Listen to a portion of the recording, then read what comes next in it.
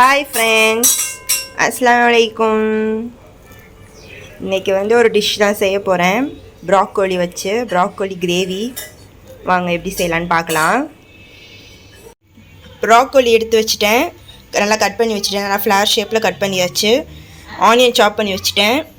Tomato 2 tomato, 2 வெங்காயம் cut பண்ணி வச்சுருக்கேன். 2 டொமேட்டோ நல்லா மிக்ஸியில் நல்லா கிரைண்ட் பண்ணி வச்சுருக்கேன். இப்போ தாளிக்கலாம். ஃபஸ்ட்டு பேனில் நெய் ஆட் பண்ணிக்கிட்டேன். 2 or 3 டேபிள் ஸ்பூன் நெய் ஆட் பண்ணியிருக்கேன். பட்டை, கிராம்பு, ஏலக்காய் 3 எடுத்து வச்சுருக்கேன். அதை போட்டுடலாம். சீரகம் 1 ஸ்பூன் ஆட் பண்ணிக்கலாம்.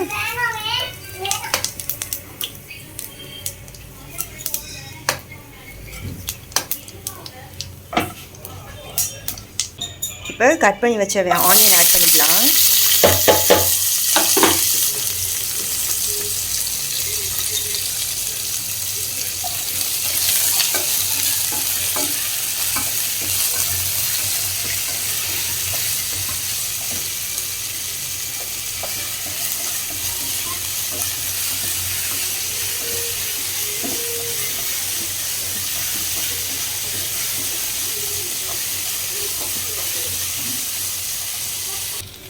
ஆனியன் ரொம்ப ப்ரௌனியாக ஆக வேணாம்.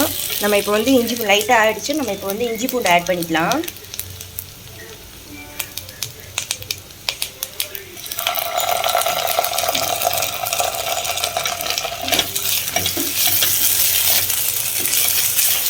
ரெண்டு தக்காளி நான் நல்லா அரைச்சி வச்சுருக்கேன், அதையும் ஆட் பண்ணிக்கலாம்.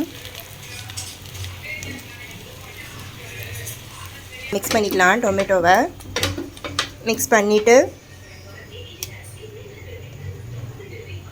1 டேபிள் ஸ்பூன் மஞ்சள்தூள், 1 டேபிள் ஸ்பூன் மிளகாத்தூள், 1 table spoon garam masala,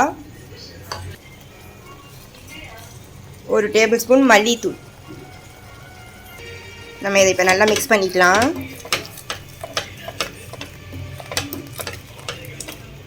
broccoli add பண்ணிக்கலாம்.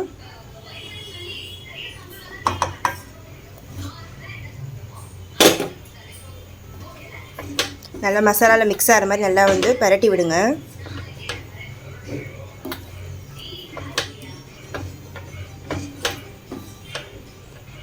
நல்லா பரட்டி விட்டாச்சு. இப்போ இந்த டிஷ்ஷுக்கு தேவைன்னா கொஞ்சோண்டு தண்ணி, ரொம்ப ஊற்றிக்க வேணாம், லைட்டாக இது வேகத்துக்கு மட்டும் கொஞ்சம் தண்ணி ஆட் பண்ணிக்கலாம்.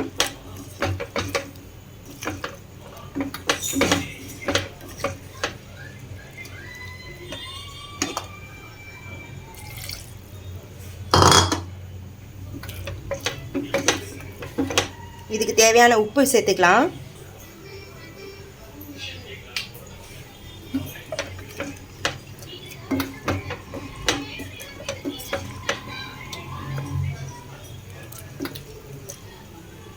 இதெல்லாம் மிக்ஸ் பண்ணி விட்டுருங்க. மிக்ஸ் பண்ணி விட்டுட்டு நம்ம இதை ஒரு 5 மினிட்ஸ் குக் பண்ணி எடுத்துக்கலாம்.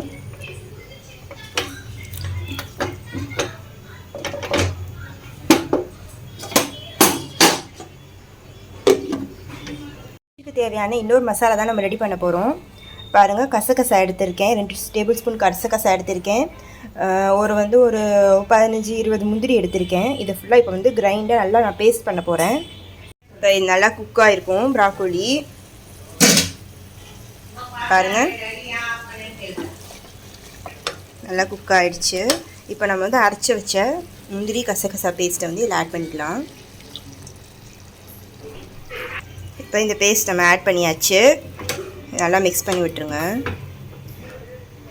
தேங்காய் பால் சேர்க்குறவங்க தேங்காய் பால் கூட சேர்த்துக்கோங்க, டேஸ்ட் இன்னும் நல்லாயிருக்கும். இதை முந்திரி கசகசா சேர்க்குறீங்கல்ல, அது கூட தேங்காய் பால் சேர்த்திங்கன்னா இன்னும் நல்லாயிருக்கும். பட் நான் தேங்காய் பால் ஊற்றாம தான் செய்கிறேன்.